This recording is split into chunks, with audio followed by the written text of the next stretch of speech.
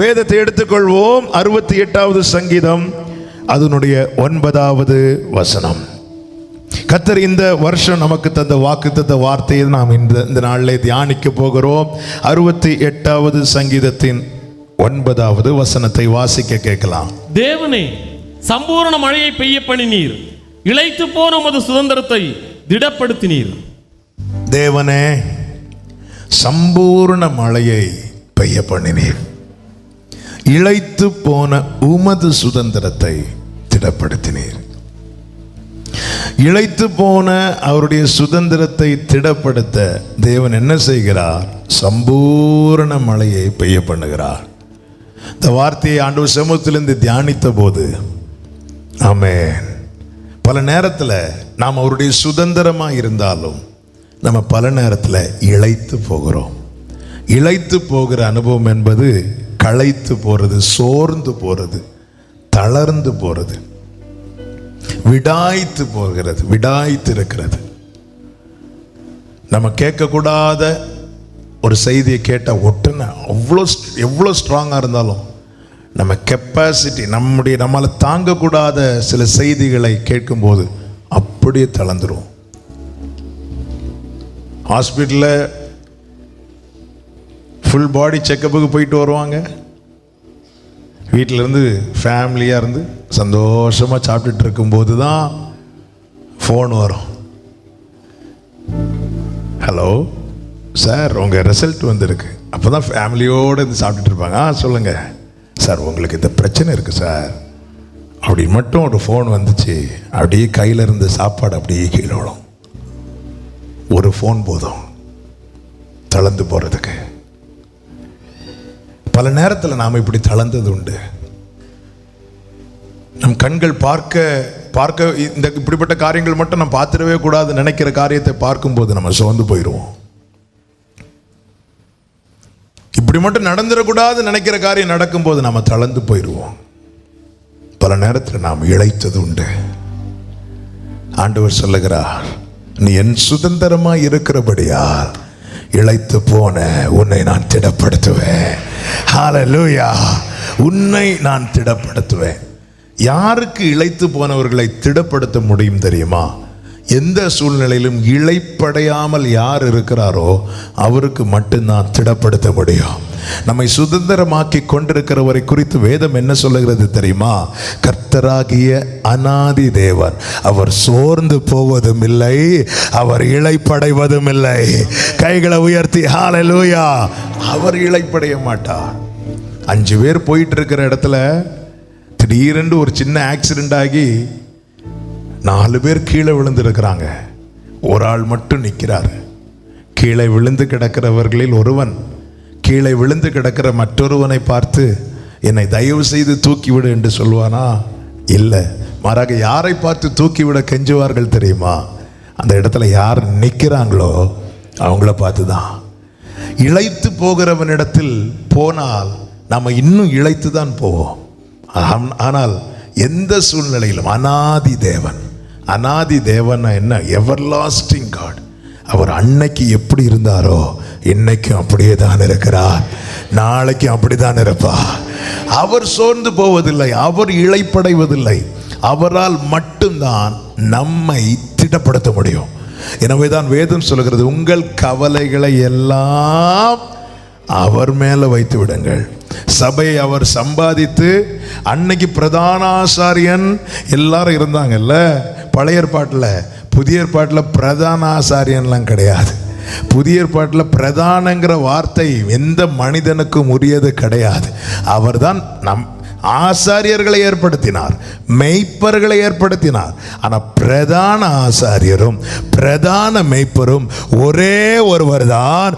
அவர் ரத்தம் சிந்தி சபையை சம்பாதித்த என் ஆண்டவராகிய இயேசு கிறிஸ்து மட்டும்தான். ஆமென். எனவே தான் உங்கள் கவலைகளை எல்லாம் அவர் மேல வைத்து விடுங்கள், அவர் மேல வைத்து விடுங்கள். அவர் இளைப்படைந்தவனை திடப்படுத்துவார், திடப்படுத்துவார். கடந்த நாள் ஆண்டவர் சமூகத்தில் இருந்து ஜெபத்தோடு இந்த வார்த்தையை தியானித்த போது, எதினால் நாம் இளைப்படைகிறோம்? சத்துருவின் மிகப்பெரிய தந்திரம் என்ன தெரியுமா? இவனை இளைப்படைய பண்ணணும், இவனை சோர்ந்து போக பண்ணிடணும். இந்த சோர்வினால தேவ சித்தத்துக்கு மாறான அநேக காரியங்கள் நம்மில் வெளிப்படும். தளர்ந்து போறதுனால, இளைப்படைவதனால தேவ சித்தத்துக்கு மாறானவைகளை நாம் செய்ய ஆரம்பிப்போம். எலியா என்ன சொன்னார்? சோர்ந்து போனதும், போதும் ஆண்டவரை, என்னை எடுத்துக்கொள்ளும், என்னை எடுத்துக்கொள்ளும். எலியா, நீ தேவனுக்கு முன்பாய் நிற்கிறவன் தான், உண்மைதான். ஆனால் உனக்கு நியமித்த ஓட்டத்தை நீ ஓடி முடிக்காமல் உன்னை என்னிடம் சேர்க்க முடியாது. இதுதான் உண்மை. நான் தான் ரட்சிக்கப்பட்டுட்டு இல்லை, எப்போ போனா என்ன, ஆண்டவரை என்ன தூக்கிருங்க ஆண்டவரை இல்லை. ரட்சிக்கப்பட்டதும் நமக்கு பரலோகம் அப்படின்னா நம்ம அடுத்த செகண்ட் இந்த பூமியில் வைத்திருக்க கூடாதுல்ல. எதுக்கு தேவன் நம்மை வாழ வைக்கிறார்? நமக்கு ஒரு ஓட்டத்தை தேவன் போட்டிருக்கிறார், ஓட்டத்தை தேவன் நியமித்திருக்கிறார். அதை நான் ஓடி முடிக்கணும். அதை ஓடி முடித்ததான் எலியாவே உன்னை அழைத்து கொண்டு போக ரதம் வரும். நமக்கான ஓட்டத்தை ஓடி முடிக்கும் போது அவரே வந்து நம்மை அழைத்து கொண்டு போவார். ஒவ்வொரு தேவ பிள்ளைக்கும் இந்த அனுபவம் தான் இருக்கணும். எத்தனை காலம் நியமித்திருக்கிறாருன்னு தெரியாது. ஸ்தேவானுக்கு கொஞ்ச காலம் தான் நியமித்திருந்தார், யோவானுக்கு நிறைய காலம் நியமித்திருந்தார். எனவே கொஞ்ச காலம் வாழ்ந்தவங்க பாவிகளும் நிறைய வருஷம் வாழ்ந்தவங்க பரிசுத்தவான்களும் கிடையாது. தேவன் ஒவ்வொருவருக்கும் ஒவ்வொரு காலத்தை நிர்ணயித்திருந்தார். ஸ்தேவானுக்கு எத்தனையோ வருஷம் வயசாகி தான் செத்தார். அவரை கொல்லலாம் எவ்வளவோ ட்ரை பண்ணாங்க, அவர் சாகலை. ஆனால் யோவான். ஆனால் ஸ்தேவான் அப்படி இல்லை, ஒரே ஒரு ஊழியம் தான், ஒரே ஒரு பிரசங்கம் தான், கதை முடிஞ்சிச்சு. ஆனால் அது முடியும் போது என்ன உண்டானது? அவன் ஆவியில் நிறைந்து வானத்தை பார்த்தபோது வானம் திறந்திருக்கிறதை பார்த்தான், மனுஷகுமாரன் எழுந்து நிற்பதை பார்த்தான். எதற்கு எழும்பி நிற்கிறார்? அவன் ஓட்டம் முடிஞ்சிட்டுப்பா வா, அவனை வரவேற்பதற்காக. உடனே அவன் சந்தோஷப்பட்டு ஆண்டவரை மகிமைப்படுத்தி ஜனங்களுக்காக மன்னிப்பு கேட்டான். ஆண்டவரே, இவர்களை மன்னியும் ஆண்டவரே.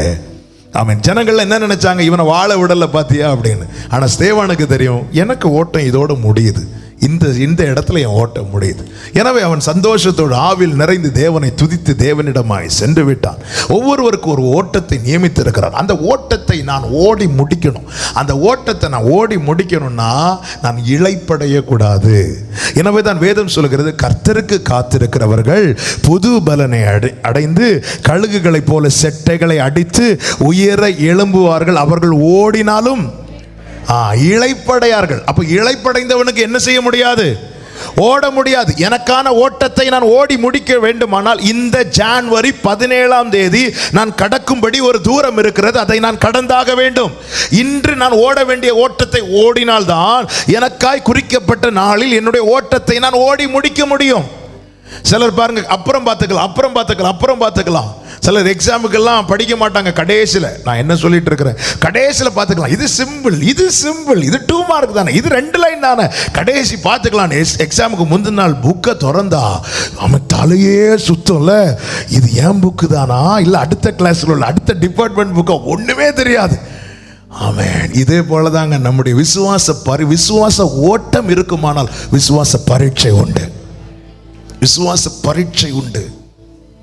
நான் இன்று கடக்க வேண்டிய தூரத்தை நான் கடந்தால்தான் நாளை எனக்கு நியமித்த ஓட்டத்தை ஓட முடியும். இல்லை என்றால் இன்றைய ஓட்டத்தையும் சேர்த்து ஓட வேண்டும். அது கடினமாயிரும். அது இன்னும் என்னை சோர்ந்து போக பண்ணும், அது இன்னும் என்னை இழைத்து போக பண்ணும். இதனால பிசாசு என்ன செய்கிறான் அப்படின்னா, இவங்களை எப்படியாவது டல் ஆகிடணும், இவங்களை எப்படியாவது சோர்ந்து போக பண்ணிடணும். இவன் சோர்ந்துட்டானா இவனுக்கு ஓட முடியாது. பாருங்கள், ஏசபேலுடைய வார்த்தை நிமித்தம் எலியா சோர்ந்தான்.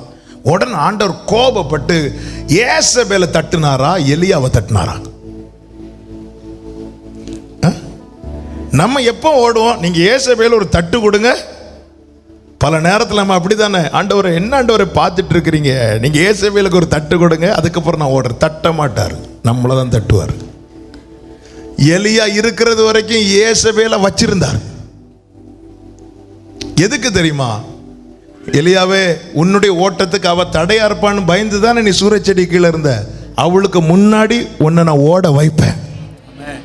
ஆமென். நம்ம பல நேரத்தில் இவங்க இருக்கிறது வரைக்கும் என்னால் வாழ முடியாது, இன்னார் இருக்கிறது வரைக்கும் வாழ முடியாது. இந்த பிரச்சனை பல நேரத்தில் நம்ம இப்படி புலம்புவோம்ல, உடனே ஆண்டவர்கிட்ட ஜெபம் இன்டைரக்டா பண்ணுவோம். பாருங்க, கொஞ்சம் அப்படி தூக்கிட்டீங்கன்னா, இயேசுவேல தொடவே இல்லை, ஆண்டவர் வச்சிட்டாரு. எலியா கேட்ட அக்கினி இறக்குன ஆண்டவருக்கு ஏசபேல தூக்குறதுக்கு எவ்வளவு நேரம் தான் வேணும்? இல்லை, அவ கண்ணு முன்னாடி உன்னை வாழ வைப்பேன். இல்லையாவே, அவ கண்ணு முன்னாடி உனக்கு நியமித்த ஓட்டத்தை நீ ஓட போற. அவ கையில தான் அதிகாரம் இருக்கிறது, அவ கையில தான் ஆட்சி இருக்கிறது. என்ன இருக்கட்டும், ஆனா உனக்கு விசுவாசத்தை துவக்குகிறவர் அதை முடிக்க வல்லவர். ஹalleluya, ஹalleluya. சில சொல்லுவாங்க, இவங்க இருக்கிறது வரைக்கும் என்ன ஆபீஸ்ல வேலை பார்க்கவே விட மாட்டாங்க. இவங்க இருக்கிறது வரைக்கும். அந்த வார்த்தை வல்லமை கர்த்தருக்குரியது. ஆமென். இளைப்படை சத்துரு, ஆமென், இப்படிப்பட்ட தந்திரங்களினால இளைப்படைய பண்ணி சோர்ந்து போக பண்ணுகிறான். எனவே தான் வேதம் சொல்லுகிறது, நீ ஓடணும்னா இளைப்படையக்கூடாது. இளைப்படையக்கூடாதுன்னா கர்த்தருக்கு காத்திருக்கணும், கர்த்தருக்கு காத்திருக்கணும். வேதத்திலிருந்து சில காரியங்களை, எதனால இளைப்படைகிறோம், அவருடைய சுதந்திரம் எதனால் இளைப்படைகிறார்கள், அந்த இளைப்படைவதனாலே அவர்களில் வெளிப்படுகிற காரியங்கள் என்ன, ஆமென், அதிலிருந்து நம்ம வெளியே வர என்ன செய்ய வேண்டும் என்பதை குறித்து நான் ஒரு 5 காரியம் எழுதியிருக்கிறேன். நான் 5 பேச முடியுமான்னு தெரியவில்லை. முதல் ஆராதனையில் 3 தான் பேச முடிஞ்சது. ஆவியான நமக்கு பாயிண்ட் எல்லாம் முக்கியம் கிடையாது, நமக்கு கர்த்தருடைய வார்த்தை தான் முக்கியம். ஆமென். கர்த்தர் நடத்துகிற பிரகாரம் ஆமென் நான் பேசும்படி விரும்புகிறேன். ஆவியானவர் பலப்படுத்தி பேச வைப்பாராக. முதலாவது, எதனால நாம் அதிகமாய் சோர்ந்து போகிறோம்? எடுத்து வாசிங்கள். யாத்திராகமம் 4வது அதிகாரம் அதனுடைய 13வது வசனத்தை வாசிங்கள். அதற்கு அவன், ஆண்டவரே, நீர் அனுப்ப சித்தமாயிருக்கிற யாரையாகிலும் அனுப்பும் என்றான். இந்த சம்பவம் நமக்கு நல்லா தெரியும். ஆண்டவர் முச்செடியில் எழுந்தருளி மோசையோடு பேசுகிறார். இந்த மோசே 40 வருஷம் எகிப்தில் வாழ்ந்தவன், வளர்ந்தவன்.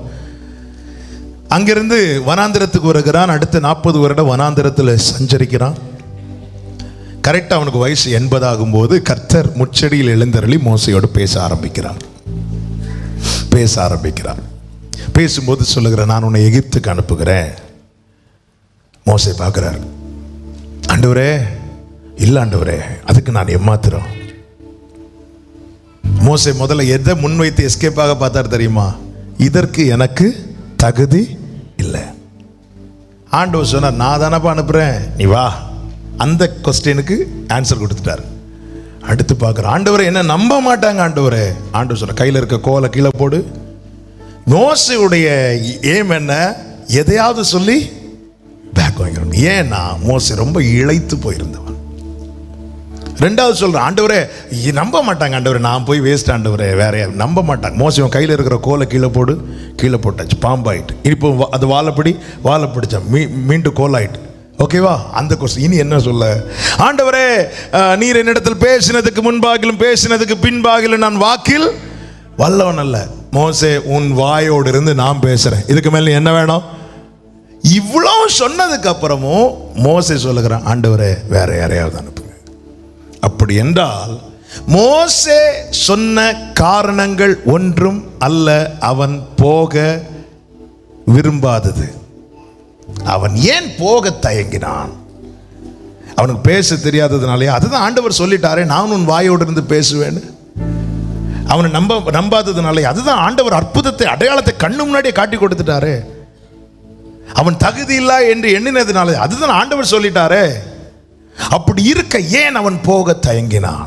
நீங்கள் பைபிள் ஃபுல்லாக படிக்கும்போது ஒன்றை புரிந்து கொள்ள முடியும். அவன் எகிப்தை விட்டு வருவதற்கு அவன் பயந்து வந்தான் என்று எழுதப்பட்டிருந்தாலும் வேதம் முழுவதும் பார்க்கும்போது ஒன்று தெரியும். என்ன தெரியுமா? அவனுடைய சொந்த ஜனங்கள் அவனை அங்கீகரிக்கவில்லை.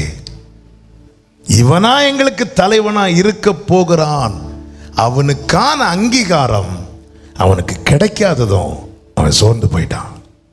சோர்ந்து போய் வெளியே வந்துட்டான்.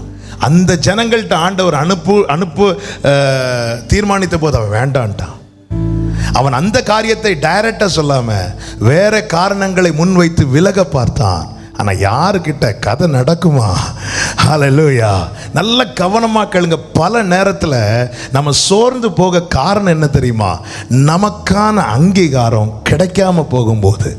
அதிகமாய் நம்ம வீட்டில், நம்ம வேலை பார்க்குற இடத்துல, நம்ம படிக்கிற இடத்துல, ஏன் சர்ச்சில்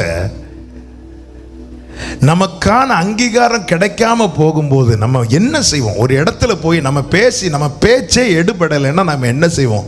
பேசாமல் அங்கேருந்து ஒதுங்க தான் பார்ப்போம். வேண்டாம், இங்கெல்லாம் நம்ம செல்லா காசு, நம்ம ஒதுங்கணும். அவன் அப்படி ஒதுங்கி 40 வருஷம் கழித்தான். இப்போ கர்த்தர் பேச ஆரம்பிக்கிறார். ஏன் அங்கீகாரம் கிடைக்கல? நீங்கள் போகிறீங்க, நீ உண்மையாக ஒரு இடத்துல இருக்கிறீங்க, ஆனாலும் உங்களுக்கான அங்கீகாரம் கிடைக்காம போகும்போது சோர்ந்துரும். அது எங்கே, அது படிக்கிற இடத்துலனாலும் சரி, வேலை பார்க்குற இடத்துலனாலும் சரி, ஊழியத்துலனாலும் சரி, எங்கே ஆனாலும் சரி. சூழ்ந்திருக்கிறவர்கள் நடுவில் அங்கீகாரம் இல்லை என்றால் நாம் சோர்ந்து போயிடுவோம். அந்த இடத்துல அதுக்கப்புறம் தொடர்வதற்கு மனம் விரும்பாது. மோசே விரும்பவில்லை. மோசே ஒதுங்கி கொண்டான். நான் தனியாக வனாந்தரத்தில் இருந்துட்டு போறேன், அங்கீகாரம் இல்லாம செல்வ செழிப்பான எகிப்தில் வாழ்வதை காட்டிலும் யாருக்கும் ஒரு தொந்தரவு இல்லாம நான் வனாந்தரத்தில் இருந்துட்டு போறேன். ஆண்டவர் திரும்ப இவன் சொன்ன காரணங்கள், இதை சொல்ல முடியல ஆண்டவர்கிட்ட. அவன் வேற காரணங்களை வைக்கிறான். ஆண்டவரே நான் ஏமாத்துறோம், அதெல்லாம் நான் பார்த்துக்கிறேன். ஆண்டவரே என்ன நம்ப மாட்டாங்க, என்ன அற்புதம், உன் கையிலே அற்புதத்தை தர. இல்ல ஆண்டவரே நான் திக்குவாயன், நான் வாயோடு இருந்து பேசுறேன். இது இவ்வளவு சொன்னதுக்கு அப்புறம் இல்ல ஆண்டவர் வேற யாரையாவது அனுப்புங்க.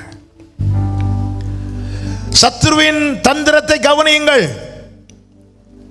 சோர்ந்து போனது நிமித்தம், இளைத்து போனது நிமித்தம் மோசே செய்தது என்ன? அழைப்பை தட்டினான். சத்துரு ஏன் சோர்ந்து போக பண்ணுவதில் குறியா இருக்கிறான் தெரியுமா? ஏன் இளைத்து போக பண்ணுகிறதுல குறியா இருக்கிறான் தெரியுமா? உனக்கு ஒரு கிருபை கொடுக்கப்பட்டதுண்டானால் உன் மேல ஒரு அழைப்பு இருக்கிறது. உனக்கு கொடுக்கப்பட்ட கிருபையை, உனக்கு கொடுக்கப்பட்ட அழைப்பை நீ தட்டணும். இதுதான் பிசாசின் நோக்கம். எனவே ஒவ்வொரு என்னைக்கும் ஏதோ ஒரு மன வருத்தத்தை உண்டாக்கி, ஏதோ ஒரு காரியத்தை உண்டாக்கி உன்னை ஒதுங்க வைக்கிறான். நீ ஒதுங்குகிறவனோ ஒதுங்குகிறவளோ அல்ல, நீ ஓடுகிறவன். ஆமென். உன்னை ஒதுங்கும்படி அல்ல உனக்கு கிருபையை தந்தது, உனக்குள்ள விசுவாசத்தை துவக்கினது, உனக்காய் நியமித்த பாதையில ஓடுவதற்காக தான் உனக்கு தேவன் விசுவாசத்தை துவக்கி இருக்கிறார். ஹல்லேலூயா. இந்த வார்த்தையை நான் தியானித்த போது, ஆண்டவரே, ஆமா ஆண்டவரே, மோசேக்கு அங்கீகாரம் இல்லையா ஆண்டவரே, அப்போ அவன் இளைப்படைந்தது உண்மைதான் ஆண்டவரே. அப்படி இருக்க ஏன் ஆண்டவர் தேவன் கோபப்பட்டாராம். தேவன் வருத்தப்படல, ஆண்டவர் கோபப்பட்டார். அதுதான் ஆச்சரியம். என்ன ஆண்டவரே, அவனுடைய விஷயத்துல நியாயம் இருக்கல ஆண்டவரே, அவனுடைய துக்கத்துக்கு நியாயம் இருக்கல ஆண்டவரே. அப்படி இருக்க நீங்களும் வருத்தம் தான் ஆண்டவரை படணும். ஆனா நீங்க ஆண்டவரை கோபப்பட்டீங்க. ஆண்டவர் எனக்கு கற்று தந்தார். அவன் அங்கீகரிக்கல, இவன் அங்கீகரிக்கலன்னு தான் பார்க்கிறானே தவிர, முச்செடியில் எழுந்தருளி நான் அவனை அங்கீகரித்ததை அவன் பார்க்கவில்லையே. இன்னும் மோசே பார்க்கவில்லையே. என கேட்கிற அன்பு சகோதரா சகோதரி, உலகம் உங்களை அங்கீகரிக்காமலே போகட்டும், கடைசி வரை என்னவும் சொல்லிட்டு போகட்டும். பவுல் சொல்லுகிறார், எங்கள் தகுதி தேவனால் உண்டாயிருக்கிறது. யார் எப்படி பார்த்தா என்ன, யார் எப்படி நினைத்தா என்ன, என்னை அங்கீகரிக்கிற ஒருவர் பரலோகத்தில் இருக்கிறான் சொல்லுகிறவர்கள் நல்ல கரங்களை தட்டி glory glory glory ஹalleluya. எதற்குமே உதவா என்னையும் கண்டெடுத்தார் இயேசுவின் அன்பை நான் என் சொல்லுவேன். தாவீது ஆண்டவர் பார்த்து சொல்றாரு, நீர் என்னை மகா மேன்மையான சந்ததியின் மனுஷனாய் பார்த்தீர். இந்த வார்த்தை பல முறை பேசி இருக்கிறேன், ஆனாலும் என்னை ரொம்ப பலப்படுத்தின வார்த்தை. ஏன்னா தாவீது சூழ்ந்திருந்தவங்க தாவீதை பார்த்த விதம் வேற. தாவீதின் தகப்பன் ஆகாதவனாய் பார்க்கிறான். அதாவது உறவுல ஒரு பெரிய உறவுல தகப்பன் உறவு. சாமுவேல் பிள்ளைங்களை கூட்டிட்டு வானாரு, இவனை மட்டும் விட்டுட்டான். தாவீது விஷயம் அறிந்து என்ன சொல்லியிருப்பான், அப்பாவா இப்படி பண்ணாரு இல்ல. சில காரியங்கள் நடந்தது வேதனையாகும், ஆனா அதை விட வேதனை இவங்களா இப்படி சொன்னாங்க, அப்பாவா இப்படி பண்ணாரு, அப்பாவா என்ன வேண்டான்னாரு. அவன் தாவீதின் சகோதரர்கள் அவன் மேல அபிஷேகம் வைக்கப்பட்டதை அறிந்தும் அவனை பார்த்து சொன்னாங்க, நீ அகங்காரம் உள்ளவன். தாவீது சோர்ந்து போறதுக்கு இதுக்கு மேல என்னங்க வேணும்? நேசித்து கைப்பிடித்த மனைவி தாவீதை அற்பமா பார்த்தா. சோர்வு மேல சோர்வு. தாவீதை இளைத்து போக பண்ண என்னெல்லாம் ஆயுதங்களை யார் மூலமாலாம் கிரியை செய்யறான் பாருங்க. அடுத்து மாமனார் சவுல் வாழ்நாள் சத்துருவாய் பார்த்தான். ஆசையா வளர்த்த மகன் அப்சலோம் ஒரு விரோதியை பார்க்கறது போல பார்த்தான், கொல்ல வகை தேடினான். இது நடுவில் தாவீதுக்கு எப்படி ஓட முடிந்தது? எப்படி ஓட முடிந்தது தெரியுமா? அவர் என்னை எப்படி பார்க்கிறார் அப்படி பார்த்தான். அதுதான் சொல்லுகிறார், நீர் என்னை மகா மேன்மையான சந்ததியின் மனுஷனாய் பார்த்து யாரும் அறியாத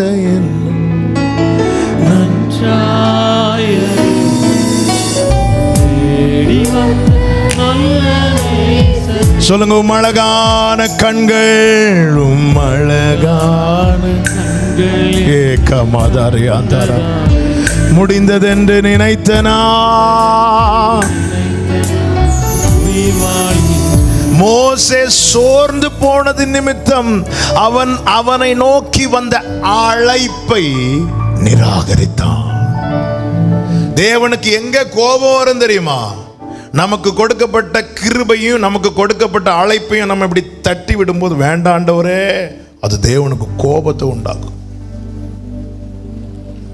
ஏன் சோர்ந்து போகிறோம்? மனுஷன் என்னை அங்கீகரிக்கவில்லை என்று நினைக்கும் போது சோர்ந்து போகிறோம். தேவன் அங்கீகரித்தாரே. தேவன் அங்கீகரித்ததின் அடையாளம் என்ன? உன்மேல் தெளிக்கப்பட்ட இரத்தம். தேவன் அங்கீகரித்ததின் அடையாளம் என்ன? என்னை அடிமை என்கிற அடையாளத்தை மாற்றி பிள்ளை என்கிற ஸ்தானத்தில் கொண்டு வந்து விட்டார். தேவன் அங்கீகரித்ததின் அடையாளம் என்ன? அருமையான கிருபையால் என்னை அவருடைய சமூகத்தில் கொண்டு வந்து அமர வைத்திருக்கிறார்.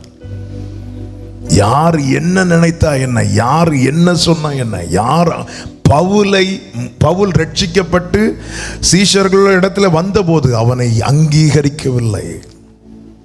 உடனே பவுல் பின்வாங்கி போயிட்டானா, சோர்ந்து போயிட்டானா? இல்ல. கலாத்தியருக்கு எழுதும் போது என்ன சொல்லுகிறார் தெரியுமா? எனக்கு அளிக்கப்பட்ட கிருபையை அவர்கள் அறிந்த போதுன்னு சொல்றாரு. ஆமென். ஒரு நாளை கர்த்தர் குறித்திருக்கிறார். ஹல்லேலூயா. கர்த்தருக்கு காத்திருக்கிறவர்கள் புது பலன் அடைவார்கள். உனக்கு கொடுக்கப்பட்ட கிருபை இன்று உனக்கு தெரியுமானால் உன்னை சூழ்ந்திருக்கிறவர்களுக்கு தெரியாது. அதனால உன்னை அங்கீகரிக்கவில்லை. அதை குறித்து சோர்ந்து ஒதுங்கிக் கொள்ளாதே. உனக்கு நியமித்த ஓட்டத்தை ஓடிக்கொண்டிரு. உனக்கு அளிக்கப்பட்ட கிருபையை இன்று நீ அறிந்தது போல நாளை உன்னை சூழ்ந்திருக்கிறவர்கள் அறிந்து கொள்ளும்படி கர்த்தர் கிருபை செய்வாராக. ஹல்லேலூயா. மோசேய உன்னையா எனக்கு தலைவனா வச்சவன் சொல்லிட்டு யார் யார் நிராகரித்தார்களோ அதே இடத்துக்கு கொண்டு போனார். அவர்களுக்கு தலைவனாகவே வைத்தார். வச்சுட்டு ஆண்டவர் எது செய்யணும்னாலும் மோசே கையை உயர்த்தணும். ஹல்லேலூயா. அப்போ ஜனங்கள் எல்லாம் ஜனங்களுக்கு மோசே மேல இருக்கிற மதிப்பை கூட்ட வச்சுட்டார்.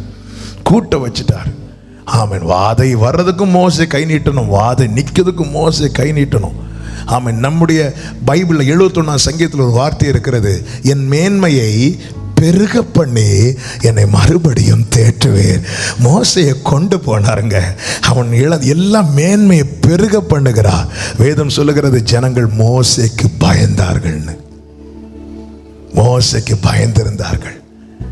நாம் நம்முடைய மேன்மையை பெருக பண்ண முடியாது. அப்படி பண்ண ஆரம்பிச்சிட்டோம்னாலே நாம் நம்முடைய சுயத்தை சார ஆரம்பிச்சிடும், மாம்சத்தை வெளிப்படுத்திடுவோம். பவுல் அதான் சொல்றார், நான் என்னை உயர்த்தாதபடிக்கு ஒரு முள்ளு கொடுக்கப்பட்டிருக்கிறது. ஆமென். கர்த்தர் மோசையை கொண்டு போய் அவனுடைய மேன்மையை பெருக பண்ணுகிறார். இனி ஏதாவது நடக்கணும்னா மோசை கேட்கணும். உங்க குடும்பத்தில் உங்களுக்கு அங்கீகாரம் இல்லையா? அதனால நீங்க ஒதுங்கிறாதீங்க, ஓடிட்டே இருங்க.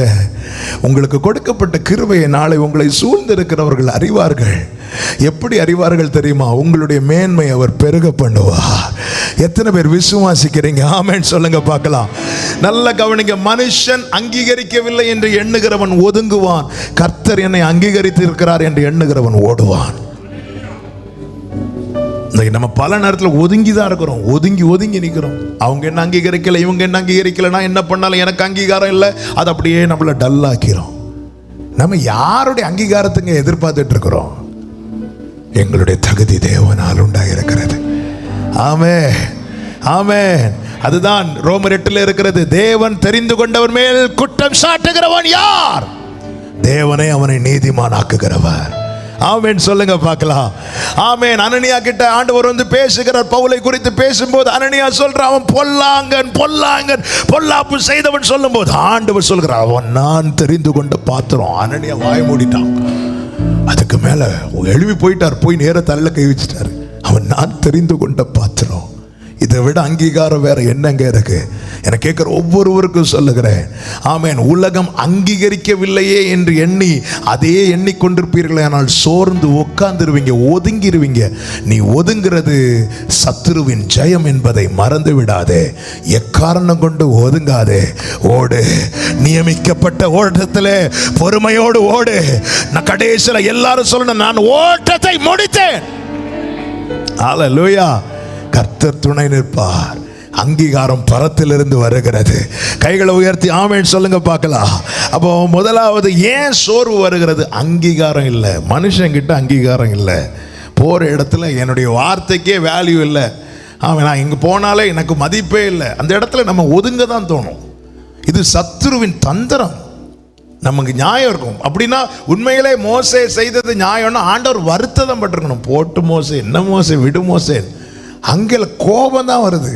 நீ யாருடைய அங்கீகாரத்தை பார்த்துட்டு வந்துட்டு இருக்கிற? அப்போ இத்தனை காலம் மனுஷன் சொல்றதை வச்சு தான் நீ வந்துட்டு இருந்தியா? இல்லை, உன்னை அங்கீகரித்தது நான். உன்னுடைய எல்லா நிலையும் அறிந்து பார்த்து, உன்னுடைய நிறை குறை எல்லாம் தெரிந்தும் நான் உன்னை அங்கீகரித்திருக்கிறேன். ஹல்லேலூயா. நம்ம நல்ல கவனிங்க. தேவன் நம்மை கைவிட்டாலோ, தேவன் நம்மோடு இல்லாமல் போனாலோ நாம் அழுவதில் நியாயம் இருக்கிறது. ஆனால் மனுஷன் கைவிட்டுட்டான், மனுஷன் கூட இல்லைன்னு சொல்லிட்டு அழுவதில் நியாயம் இல்லை. காரணம், அதான் மனிதன். யாரும் கடைசி வரை நம்மோட வர முடியாதுங்க, எவ்வளவு நேசித்தவங்களா இருந்தாலும். இந்த ஓட்டம் என்ன? நிர்வாணியாய் வந்தேன், நிர்வாணியாய் போகிறேன். வெறுமையாய் தனிமையில் ஆரம்பிக்கிறோம், தனிமையில் தான் முடிக்க போகிறோம். மீதி உறவுகள் எல்லாம் இடையில் வந்தவர்கள் இடையிலே போவார்கள். ஆனால் ஒருவர் துணை நிற்பார். யார்? I am alpha and omega என்று சொன்னவர், நான் ஆதியும் அந்தமும் ஆனேன் என்று சொன்னவர். ஆமென். இங்கும் துணை நிற்பார், அங்கும் என்னோடு இருப்பார். ஆமென் சொல்லுங்க பார்க்கலாம். எனவே தேவன் அங்கீகரித்து இருக்கிறார் என்று எண்ணுகிறவன் புது பலன் அடைந்து எழும்புவான். தேவன் என்னை அங்கீகரித்திருக்கிறார், அது போதும் என்று எண்ணுகிறவன் ஓடுவான். ஐயோ, மனுஷங்க என்னை அங்கீகரிக்கலையே நினைக்கிறவங்க இளைத்து போய் ஒதுங்கிடுவாங்க. நீ ஒதுங்குகிறவன் அல்ல, நீ ஓடுகிறவன். பிசாசின் தந்திரங்களை அறிந்து கொள்ளுங்கள், எதிர்த்து நில்லுங்கள், போராடுங்கள், ஓடுங்கள். கர்த்தர் உங்களை ஆசீர்வதிப்பார். இரண்டாவதாக, எது நிமித்தம் நாம் சோர்ந்து போகிறோம், இளைத்து போகிறோம்? யாத்திராகமம் 6வது அதிகாரம் அதனுடைய 9வது வசனத்தை வாசியுங்கள். யாத்திராகமம் 6:9. இந்த பிரகாரமாக மோசே இஸ்ரவேல் புத்திரருக்கு சொன்னான். அவர்களோ மனமடிவினாலும் கொடுமையான வேலையினாலும் மோசேக்கு செவி கொடாமற் போனார்கள். இங்க பாருங்க, மனமடிவு உண்டாக காரணம் என்ன தெரியுமா? கொடுமையான வேலை. கொடுமையான வேலை. கொடுமையான வேலை. கொடுமையான வேலைன்னு சொல்லும் போது, இஸ்ரவேலர்கள் ஏற்கனவே எகிப்தில் ரொம்ப வேலை ஜாஸ்தி. வேலை கேட்ட ஊதியம் இல்லை, கொஞ்சம் கொஞ்சம் கொடுத்துட்டு இருந்தாங்க. மோசே உள்ள என்றானதுக்கு அப்புறம் அந்த கொஞ்சத்தையும் பிடுங்கி வச்சுட்டாங்க. மிருக ஜீவன்களுக்கு வைக்கோல் கொடுக்கறதையும் ஸ்டாப் பண்ணிட்டாங்க. அதாவது கொடுமையான வேலை, ஆனால் பலன் ஒண்ணுமே இல்லை. பிரயாசம் அதிகம், பிரயாசத்துக்கு பலன் ஒண்ணுமே இல்லை. காலையிலேருந்து நைட்டு வர வேலை, ஆனால் பலன் இல்லை. இது என்ன ஆயிட்டு தெரியுமா? இளைத்து போக பண்ணிட்டு. எல்லாருக்கும் இந்த பிரச்சனை உண்டு. நம்ம கஷ்டப்படுவதற்கு ஏற்ற பலன் இல்லாமல் போகும்போது நம்ம தளர்ந்துருவோம், நம்ம சோர்ந்துருவோம். சில சண்டை போடுவாங்க, பார்த்துருக்கீங்களா? சிலர்கிட்ட போய் எனக்கு அந்த காசை கொடுத்தே ஆகணும் அப்படி இப்படின்னு சொல்லிட்டு பயங்கரமாக சண்டை போடுவாங்க. சரி, போய் கேட்டு பார்த்தா, என்னங்க நீங்கள் அப்படி அவருக்கு எவ்வளோ கொடுத்தீங்க? நான் அவருக்கு ஒரு 3000 கொடுத்தேன். உடனே நம்ம 3000 ரூபாய்க்கு இவ்வளோ சண்டை போடுறீங்க அப்படிமோ. உடனே அவர் திருப்பி என்ன சொல்லுவார் தெரியுமா? அதை நான் கஷ்டப்பட்டு சம்பாதிச்சது. கஷ்டப்பட்டு சம்பாதித்த சம்பாத்தியம் நம்ம கையில் இல்லைன்னா நம்ம சோர்ந்துருவோம். அது யாரா இருந்தாலும் அப்படிதான். கஷ்டப்பட்டு பிரயாசத்துக்கு பலன் வேணும். அப்படி இல்லைன்னா அது யாரா இருந்தாலும் சுதந்திரம். நான் அவருடைய பிள்ளை தான், எல்லாம் ரைட்டு தான். ஆனா நான் காலையிலேருந்து ஈவினிங் வர நான் வேர்வை சிந்தி இருக்கிறேன், அதுக்கு ஒரு பலனும் என் கையில இல்லைன்னா நான் சோர்ந்து போயிடுவேன். என் தேவன் எல்லாம் அறிகிறவர்.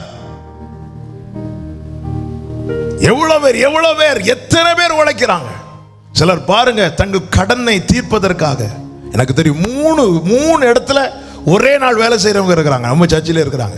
காலையில் 4 மணிலேருந்து 6 மணி வரை ஒரு இடத்துல, அதுக்கப்புறம் வந்து வீட்டில் இருந்து ஃப்ரெஷ் ஆகிட்டு காலைல 8 மணிலேருந்து ஈவினிங் 5 மணி வரை ஒரு இடத்துல, அதுக்கப்புறம் வந்து ஃப்ரெஷ் ஆகிட்டு ஈவினிங் 7 மணிலேருந்து நைட்டு 9 மணி வரை இன்னொரு இடத்துல. தூங்குறதுக்கு நேரம் இல்லை, குடும்பத்து கூட ஸ்பெண்ட் பண்ணுறதுக்கு நேரம் இல்லை, கொஞ்சம் உடம்பை கேர் பண்ணுறதுக்கு நேரம் இல்லை, எந்த ஒரு ஃபங்க்ஷனுக்கு போக நேரம் இல்லை. உழைப்பு கடினம், ஆனால் பலனும் ஒன்றுமே இல்லை. இது எவ்வளோ பெரிய ஆளாக இருந்தாலும் சரி சோர்ந்து போக பண்ணிடும். இந்த சோர்வு உள்ள வந்தது என்ன ஆயிரும் தெரியுமா? அந்த வசனத்தை திருப்பி வாசியுங்கள். 9. அவர்களோ மனமடிவினாலும் கொடுமையான வேலையினாலும் மோசேக்கு செவி கொடாமற் போனார்கள். வார்த்தைக்கு செவி கொடுக்க முடியாது, வார்த்தைக்கு செவி கொடுக்க முடியாது. இன்னைக்கு இது பிசாசின் அடுத்த தந்திரம். முதல்ல சோர்ந்து போக பண்ணி என்ன பண்ணிடுவோம் அப்படின்னா அழைப்பை நிராகரிக்க பண்ணுவோம். ரெண்டாவது சோர்ந்து போக பண்ணி என்ன பண்ணுவோம் அப்படின்னா வார்த்தைக்கு செவி கொடுக்க முடியாது. தளர்ந்து இருக்கிற ஒருத்தன்ட்ட நீ இப்படி தான் நடக்கணும் அப்படி தான் நடக்கணும்னு சொன்ன அந்த வார்த்தையை ரிசீவ் பண்றதுக்கு அந்த கெப்பாசிட்டி கிடையாது. ஏன் என்னால வார்த்தையை கேட்க? நான் தளர்ந்து இருக்கிறேன். பாருங்க, ஒருத்தங்க ஐசியூல சீரியஸா இருப்பாங்க, வெளியே ரொம்ப க்ளோஸ் ரிலேட்டிவ்ல இருந்து அறிமுகமானவர்கள் வர இருப்பாங்க. டாக்டர்ஸ் வருவாங்க, வந்துட்டு ரொம்ப வெரி கிரிட்டிக்கல் ஸ்டேஜில் உள்ள இருக்கிறார். வந்து இந்த மேட்டர் எப்படி சொல்றதுக்கு ரொம்ப க்ளோஸா இருக்கிறவங்களை கூப்பிட்டு சொல்ல மாட்டாங்க, ஏன்னா கேட்டு தாங்கிட மாட்டாங்க. அந்த இடத்துல அவங்க விழுந்துருவாங்க. எனவே ஒரு தேர்ட் பர்சன் மாதிரி அந்த இடத்துல நிற்பாங்கல்ல, அவங்கள கூப்பிட்டு சொல்லுவாங்க. ஏன்னா தளர்ந்து இருக்கிறவனுக்கு செவி கொடுக்க முடியாது, தளர்ந்து இருக்கிறவனுக்கு செவி கொடுக்க முடியாது. இது பிசாசுக்கு நல்லா தெரியும். எனவே தான் நிறைய காரியங்களில் தளர பண்ணுகிறான். எனவே தான் சபையை இந்த நாளில் ஒரு பிரசங்கம் அல்ல உங்களோடு பேசி கொண்டிருப்பது. ஆவியானவர் சபைக்கு சொல்லும்படி கொடுக்கப்பட்ட வார்த்தை. ஏன் எனக்கு கர்த்தருடைய சத்தத்துக்கு செவி கொடுக்க முடியவில்லை? கேட்கிற வார்த்தைக்கு ஏன் செவி கொடுக்க முடியவில்லை? எங்கே தளருகிறோம்? பிரயாசத்துக்கு பலன் இல்லையா? பிரயாசத்துக்கு பலன் இல்லையா? நன்றாய் புரிந்து கொள்ளுங்கள். நீ அவருடைய சுதந்திரமானால் நீ சிந்தின ஒவ்வொரு சொட்டு வியர்வைக்கும் ஏற்ற பலனை அவர் உன் கையிலே கொடுப்பார். ஆமென். இஸ்ரவேல் அவருடைய சுதந்திரம், அவருடைய ஜனம் மாடு மாதிரி உழைக்கிறாங்க, இரவு பகல உழைக்கிறாங்க. அங்க வேலை செய்யல நாட்டி. நான் இந்த வார்த்தையை சொல்லும் போது ஒன்றை சொல்ல ஏவப்படுகிறேன். என்னை கேட்குற ஆன்லைனில் அநேகர் பார்த்துட்டு இருக்கிறீங்க, அநேகர் பார்க்க போறீங்க. ஒவ்வொருவருக்கும் சொல்றேன், உங்க கீழே யார் வேலை இருந்தாலும் உங்களை ஒரு 10 பேருக்கு மேல அதிகாரியாக அப்படிப்பட்ட ஒரு முதலாளிங்கிற ஸ்தானத்தில் தேவன் வைத்திருந்தால் கர்த்தருக்கு ஸ்தோத்திரம் செலுத்துங்கள். ஆனால் ஒன்றை மாத்திரம் புரிந்து கொள்ளுங்கள், உங்களுக்கு கீழே இருப்பவர்கள் அடிமைகள் அல்ல. இஸ்ரவேல் ஜனங்கள் எகிப்திலிருந்து வெளியே வந்தபோது அவர்களோடு கூட அடிமைகளும் இருந்தார்கள், எகிப்தியரும் கூட வந்தாங்க. அப்போ தேவன் என்ன சொன்னா தெரியுமா? அவங்கள ஒழுங்கா நடத்திரு, ஏன்னா நீயும் அடிமையா இருந்தா என்பதை மறந்துடாத.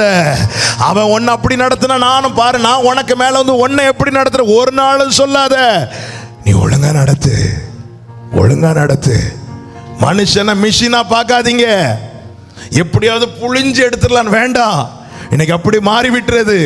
எத்தனை பேர் இரவு பகலாய் என கேட்கிற தேவனுக்கு பயப்படுகிற அன்பு சகோதரா சகோதரி, உங்க கீழே யார் இருந்தாலும் அவர்களை மனிதர்களாய் பாருங்கள். அவர்கள் அடிமைகள் அல்ல. எல்லாவற்றையும் பார்க்கிற ஒருவர் பரலோகத்தில் இருக்கிறார், நீதி செய்கிற ஒருவர் பரலோகத்தில் இருக்கிறார். உயர்ந்தவனை தாழ்த்தி தாழ்ந்தவனை உயர்த்துகிறவர் பரலோகத்தில் இருக்கிறார். ஹalleluya, ஆமென், ஆமென் சொல்லுங்க பார்க்கலாம். அப்போ என்ன ஆண்டவரே, பிரயாசத்துக்கு பலன் இல்லையா ஆண்டவரே? ஒவ்வொரு சொட்டு வேர்வைக்கு தேவன் ஒன்றையும் மறக்க மாட்டார். உன் கைகளின் பிரயாசத்தை நீ சாப்பிடுவாய். ஆமென். ஆண்டவரே, நான் வேற யாரும் அடுத்தாள் ஊதியத்தையோ அடுத்தாள் உழைப்பையோ நான் கேட்கல ஆண்டவரே. என்ன உழைக்க வைக்கிறீங்களே ஆண்டவரே, அது என் கையில கொடுங்க ஆண்டவரே. நிறைவான பலனும் சொல்லி இருக்கிறீங்க ஆண்டவர், நான் அது கூட இப்ப கேட்கல ஆண்டவரே. நீங்க என்ன உழைக்கிறதுக்கு பலன் தந்திருக்கிறீங்களா, அந்த பலனை என் கையில தாங்க ஆண்டவரே. இல்ல கொடுமையான வேலை வைக்கோல வர கொடுக்கறத ஸ்டாப் பண்ணிட்டான் பார்வோன். நடந்தது என்ன தெரியுமா? கர்த்தர் ஒரு நாளை குறித்து இஸ்ரவேலரை மீட்கிறார், எகிப்திலிருந்து வெளியே வருகிறார். உடனே இஸ்ரவேலர்கள் இப்படி வந்திருப்பாங்க, எப்பாடா விட்டா போதும். ஓடும்போது ஆண்டவர் சொன்னார், வெயிட் பண்ணு, எங்க ஓடுற? உன்னை நான் வெறும் கையா விட மாட்டேன். அவ்வளோ வீட்டில் போ, எவன் எவன் வைக்கோல் தரலையோ போய் அங்க இருக்கிற வஸ்திரம், அங்க இருக்கிற பொன், அங்க இருக்கிற எல்லா உடைமைகளை எடு, போய் கேளு, நீ போனதும் கொடுத்துருவான், நீ போனதும் கொடுத்துருவான். யாத்திராகமம் 12வது அதிகாரத்தில் பார்த்தீங்கன்னா நேராக போறாங்க. இவங்க கேட்கறதுக்கு முன்னாடியே அவங்க எல்லாத்தையும் கொடுத்துட்டாங்க. அவன் நல்ல கவனிங்க, 5 வருஷம் 10 வருஷம் வேலை பார்த்து சம்பளமே இல்லை. ஒரு மாதம் 10,000 ரூபா சம்பளம், ஆனால் வேலை 50,000 ரூபாய்க்கு வேலை பார்க்கணும், சம்பளமே இல்லை. கஷ்டப்பட்டு வேலை பார்த்து ஆனால் வேற வழி இல்லை. வேலை பார்த்து திடீர்னு 5 வருஷம் முடியும் போது மொத்த அமௌண்ட்டும் சாங்ஷன் ஆகி வந்து அக்கௌண்ட்ல உள்ள சீனை கொஞ்சம் யோசிச்சு பாருங்க. இதுதான் இஸ்ரவேலில் நடந்தது. இயேசுவின் நாமத்தில் நான் இந்த வார்த்தையை வைத்து சொல்லுகிறேன், இன்று உன் பிரயாசத்துக்கு பலன் கிடைக்காமல் போவதை குறித்து கலங்காதே.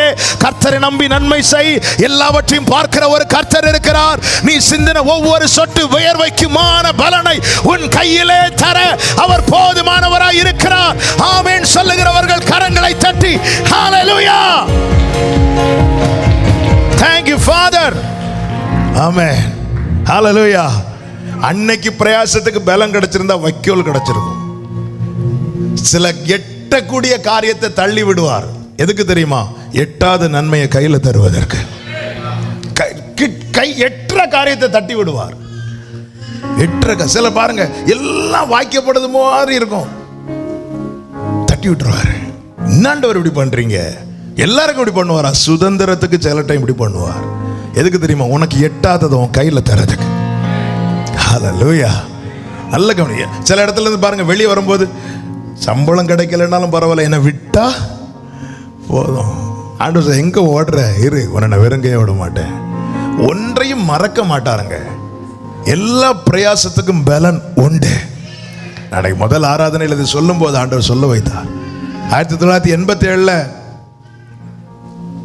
இங்கே என்னுடைய தகப்பனார் இங்கே ஊழியத்துக்கு வந்தார்கள். குடும்பம் அப்போ நான் எனக்கு 2 வயசு, ஒருத்தரும் கிடையாதுல்ல. அப்போ எங்கள் அப்பா ப்ரேயர் பண்ணி ஆயத்தமாகி மெசேஜை ப்ரிப்பேர் பண்ணி சர்ச்சில் பேசும்போது முதல்ல கேட்க இருந்தது என்னுடைய தாயாரும் என்னுடைய அண்ணனும் 2 வயசு ஆகிய நானும், எனக்கு அடுத்து ஒரு தம்பி 1 வயசு. அதுக்கப்புறம் தான் தங்கச்சி டேவிட்லாம் பிறந்தது. அவங்க பிரயாசப்பட்டாங்க. யாரும் இல்லைன்னு சொல்லிட்டு சர்ச்சை இழுத்து மூடிட்டு இருக்குல்ல.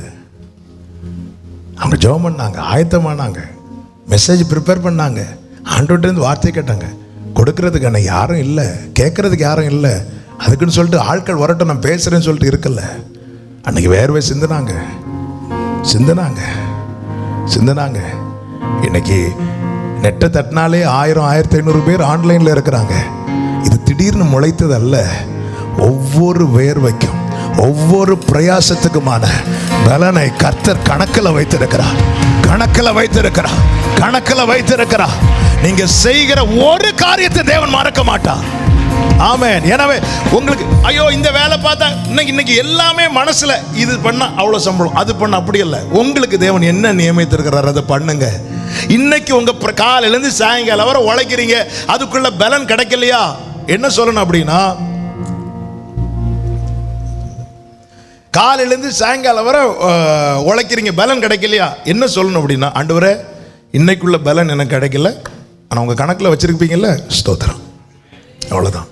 நான் உழைக்க பலன் தந்தீங்கப்பா, நான் உழைச்சிட்டேன், என் கையில் கிடைக்கும்னு பார்த்தேன், கிடைக்கல, ஆனால் எனக்கு தெரியும் உங்கள் கணக்கில் வச்சிருக்கிறீங்க ஆண்டவரே. ஸ்தோத்திரம். கர்த்தரை நம்பி நன்மை செய்.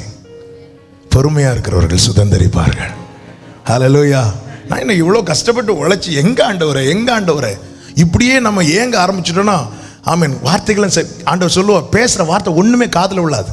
இன்னைக்கு அநேக தேவ சத்தத்தை தட்ட காரணம் என்ன தெரியுமா? பிரயாசத்துக்கு பலனை பார்க்காதது. இயேசு நாமத்தில் சொல்றேன், ஆமே.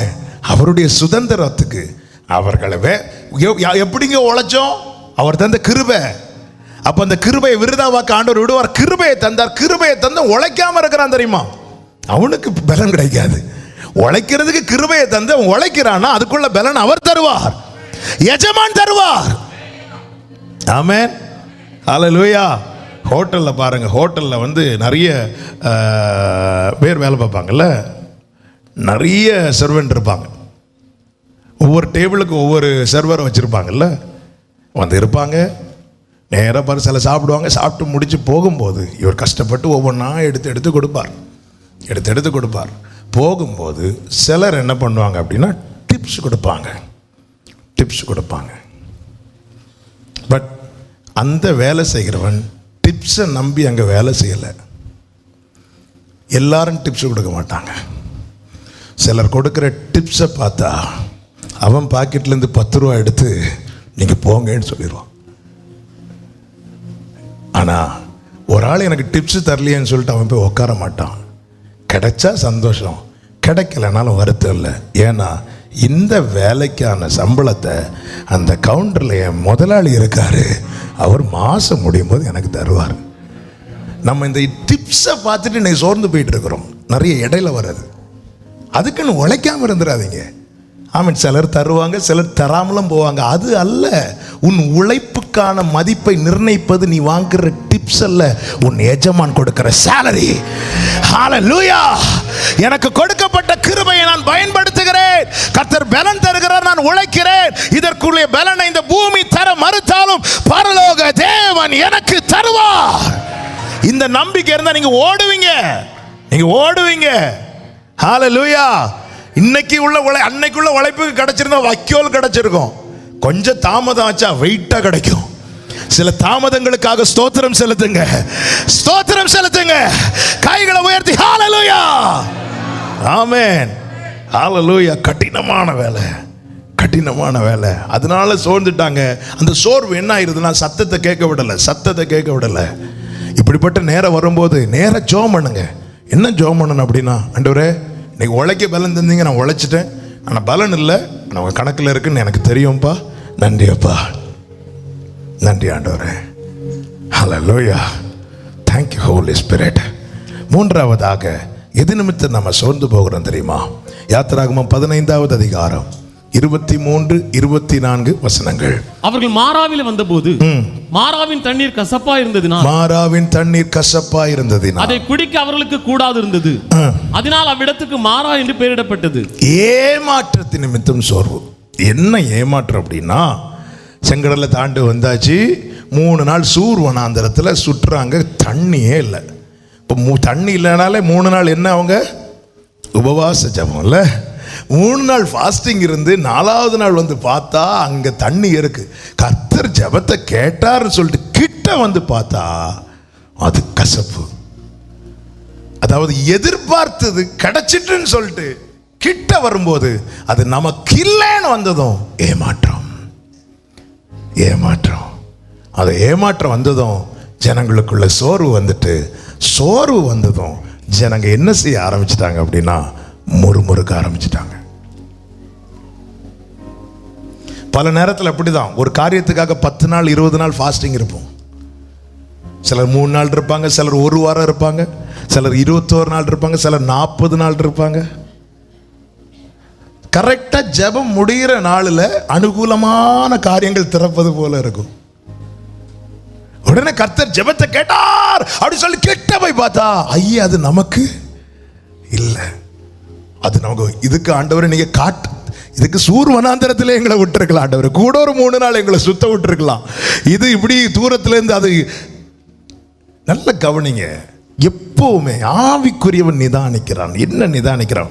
3 நாள் தண்ணி இல்லாமல் சுத்த விட்டார்ல, இப்போ 4வது நாள் தண்ணி கிடைச்சதில்ல, கொஞ்சம் நிதானிக்கணுமா வேண்டாமா? என்ன நிதானிக்கணும்? ஆண்டவரே இது எனக்கானதா, இது நான் குடிக்கலாமா? தாவீதுடைய பிளஸ்ஸே அதுதான். அவனுக்கு இருக்கிற சேனையை பார்த்துட்டு புறப்பட மாட்டான், ஆண்டவர்கிட்ட கேட்பான், நான் போகலாமா ஆண்டவரே, நான் அதை பிடிக்கலாமா? ஆண்டவர் சொல்லுவார், எஸ், அதை நீ பிடித்து கொள்வாய், சொன்னதும் போவான். இது தண்ணியை பார்த்ததும் நேராக போயிடுறது. இது வேலைக்காக காத்திருக்கிறது. 3 நாள் ஜெபம் பண்ணி முடிச்சதும் அடுத்த நாள் காலைல ஒரு ஃபோன் வரும், நாங்கள் பெங்களூர்லேருந்து பேசுகிறோம், நீங்கள் உங்களுக்கு ரெஸ்யூமெல்லாம் பார்த்தோம், உங்களுக்கு ஒரு இன்டர்வியூ வச்சுருக்கோம். உடனே நம்ம எல்லாமே டிசைட் பண்ணிடுறது, கர்த்தர் என் ஜெபத்தை கேட்டு அவ்வளோதான். உடனே நம்ம மனசு அந்த வேலையிலேயே ஃபிக்ஸ் பண்ணிடுறது. நம்ம உடனே ஆண்டவரே அந்த இடத்துல அப்போ நீங்கள் எனக்கு திறந்த வாசலுக்காய் ஸ்தோத்திரம் என்று சொல்லி போவது தப்பு கிடையாது. அதுக்கு மேலே ஆண்டவரே இப்படி ஒரு அழைப்பு வந்திருக்கு, ஆண்டவரே உமக்கு சித்தமானால் எனக்கு இந்த வேலை கிடைக்கட்டும், ஆனால் அந்த இடத்துல நம்ம அப்படி கேட்க மாட்டோம். ஒருவேளை அவருக்கு சித்தம் இல்லைன்னா அதனால என்ன செய்வோம், ஆண்டவரே அவரை பேசவே விட மாட்டோம். ஆண்டவரே நன்றி நன்றி நன்றி அப்பான்னு சொல்லிட்டு ஓடிடும். இவங்க போய் தண்ணி எடுத்து வாயில வைக்கிறாங்க. ஏமாற்றத்தை முறுமுறுக்க ஆரம்பிச்சிட்டாங்க. நல்ல கவனமா கேளுங்க. முறுமுறுக்க ஆரம்பிச்சிட்டாங்க. ஆண்டவர் அங்கேயே தான் நிக்க வச்சார். உங்க வாழ்க்கையில ஒரு மாறாவை தேவன் அனுமதித்தது உண்டானால் அதற்கான சொல்யூஷனை அதன் பக்கத்திலே தான் வச்சிருப்பார். ஆமேன் சொல்லுங்க பார்க்கலாம். ஆமேன். அதற்கான சொல்யூஷன் அது பக்கத்திலே தான் வச்சிருப்பார். இப்போ மோசே கிட்ட ஜனங்கள்ட்ட ஆண்டவர் சொல்றாரு, இவ்வளவு நேரம் தண்ணியை பார்த்துட்டு இருந்தியே, அது பக்கத்தில் நான் ஒரு மரத்தை வளர விட்டுருக்கிறேன், அதை பாரு. அதில் சில கொப்புகளை வெட்டி போடினார். வெட்டி போட்டால் தண்ணீர் மதுரமாய் மாறினது. என கேட்குற ஒவ்வொருவருக்கும் சொல்லுகிறேன், ஏமாற்றம் என்பது நாம் நமக்கு உண்டாக்கி கொள்வதை தவிர தேவன் நடத்துகிற பாதையில் ஒரு நாளும் ஏமாற்றம் கிடையாது. நம்புறவங்க சத்தமாமேன்னு சொல்லணும். இந்த ஏமாற்றம் என்பது அவர்களே அவர்களுக்கு உண்டாக்கி கொண்டது. நேர போய் ஆண்டோட பெர்மிஷன் இல்லாமல் போய் தண்ணியை குடிக்கிறது. அந்த தண்ணி எனக்கு தான். அந்த தண்ணி எப்படி இருக்கும் அவன் கேட்கல. நேர குடிச்சிட்டு கசப்புன்னதும் ஆண்டவரே முறுமுறுக்க ஆரம்பிச்சிட்டாங்க. மோசைக்கு ஆண்டவர்கிட்ட ஒன்றும் சொல்ல முடியாது. எனவே பாவப்பட்ட மோசை இருக்கிறாரு, கோலை பிடிச்சிட்டு இருக்கிற மோசை இருக்கிறாரு, அவரை வாய்க்கு வந்த மாதிரி பேச ஆரம்பிச்சிட்டாங்க. ஆண்டவர் சொல்றாரு, நீங்க இங்க வருவீங்கன்னு தெரியும்பா. அவர்கள் வந்து தண்ணீரை டேஸ்ட் பண்ணதுக்கு அப்புறம் மரம் உண்டாகட்டும் சொல்லி மரத்தை வளர்க்கல. நாளை என் வாழ்க்கையில் ஒரு மாறா உண்டு என்பதை அவர் ஏற்கனவே அறிந்து நான் அந்த இடத்தில் கால் வைப்பதற்கு முன்னமே எனக்காக ஒரு மரத்தை அவர் வளர விட்டிருக்கிறார்.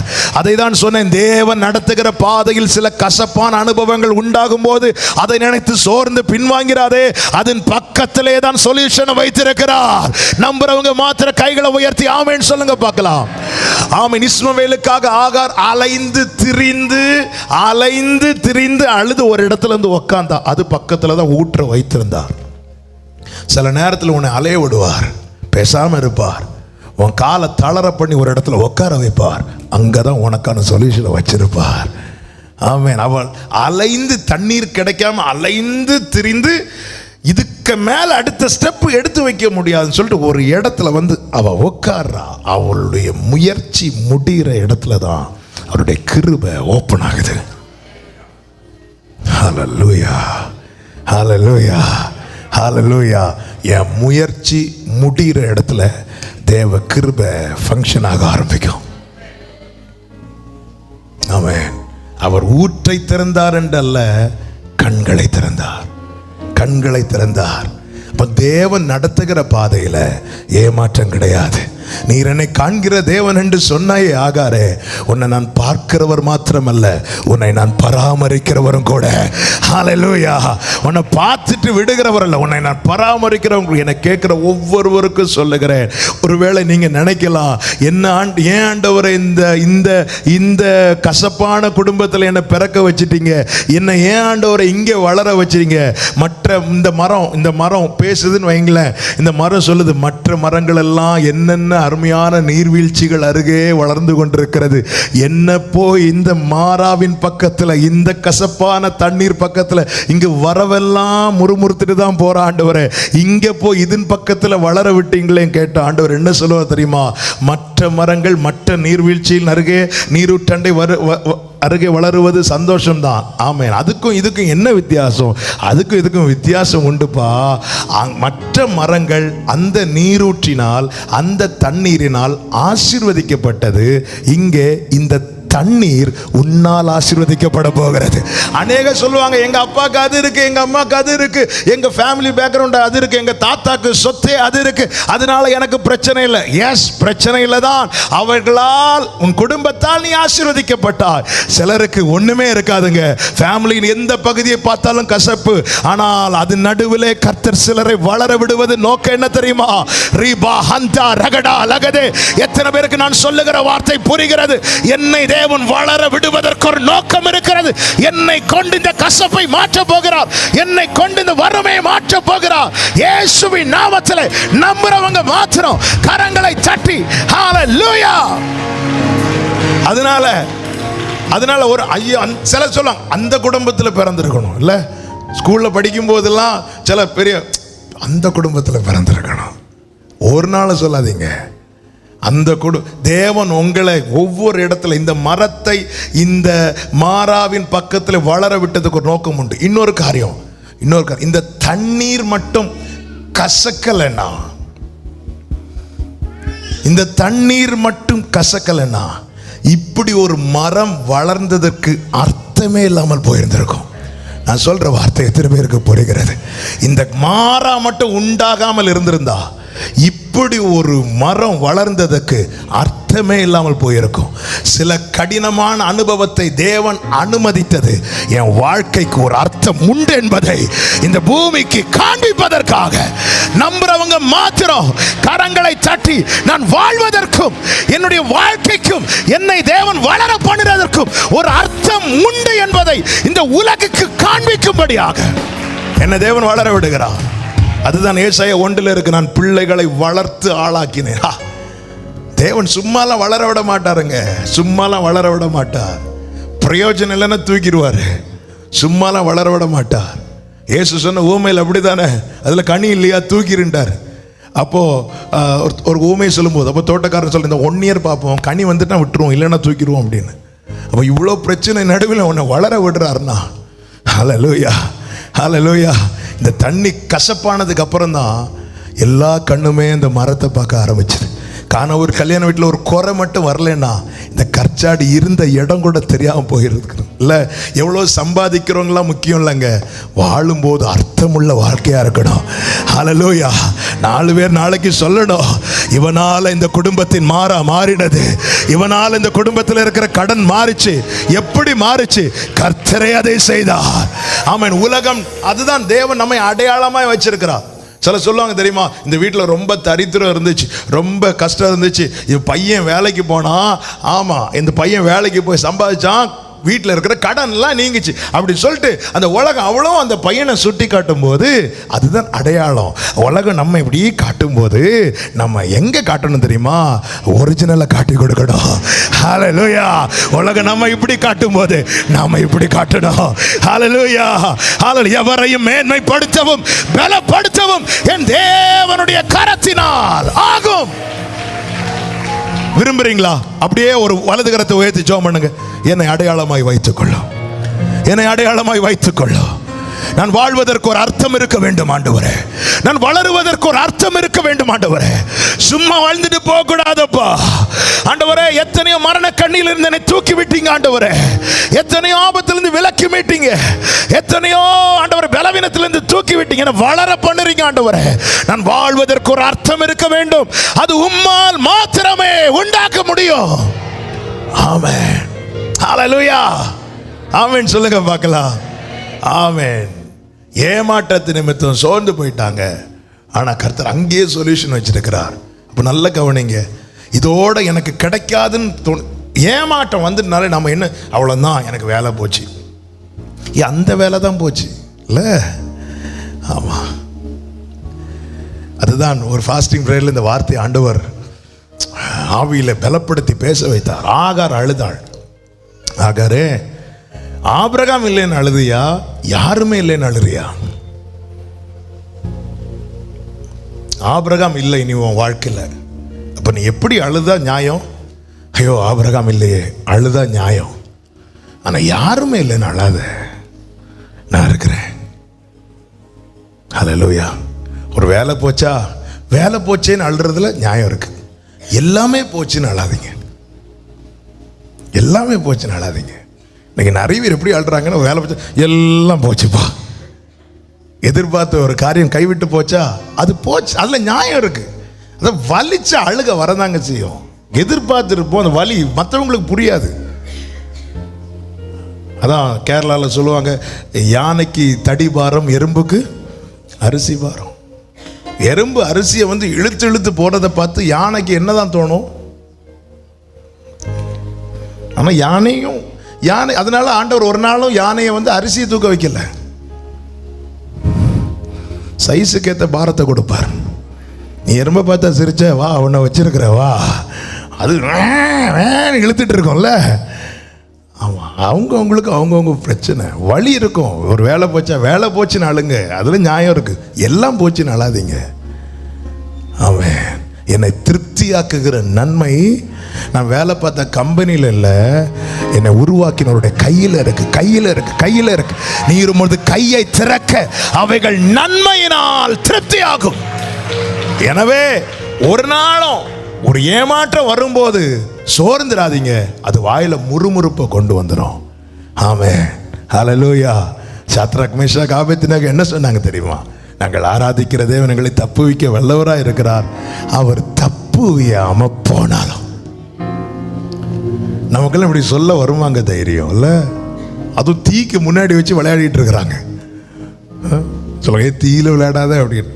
தப்புவியாம போனாலும். ஆமென். கர்த்தர் நல்லவர். ஹல்லேலூயா. ஆமென் சொல்லுங்க பார்க்கலாம். நாலாவது எதனால அதிகமாக சோர்ந்து போறோம் அப்படின்னா, என்னாகும் 11:4 வாசிங்க.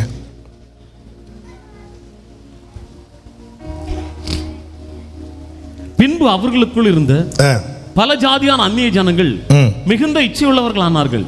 இஸ்ரவேல் புத்திரரும் திரும்ப அழுது, நமக்கு இறைச்சியை புசிக்க கொடுப்பவர் யார்? விரும்பினது கிடைக்காமல் போனதும் சோர்வு. விரும்பினது கிடைக்கல. நல்ல கவனமாக கேளுங்க. இச்சைனா என்ன அப்படின்னா, விலக்கப்பட்டதின் மேல் நமக்கு உண்டாகிற விருப்பம் தான் இச்சை. இது எனக்குரியது அல்லனா, நமக்குரியது அல்லாதவைகள் மேல நமக்கு உண்டாகிற ஆசை இருக்குல்ல, அதுதான் இச்சை. நமக்கு ஆண்டவர் ஒரு சின்ன கார் கொடுத்துருப்பாங்க, இன்னொருத்தர் ஒரு பெரிய காரில் போகும்போது அதை பார்த்து அதான் இச்சை. நமக்கு தேவன் தரும்போது ஸ்தோத்திரம்.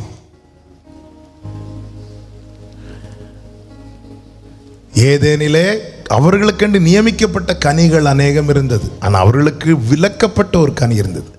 அதன் மேல ஒரு விருப்பம் வந்தது, அங்கதான் இச்சை உண்டானது.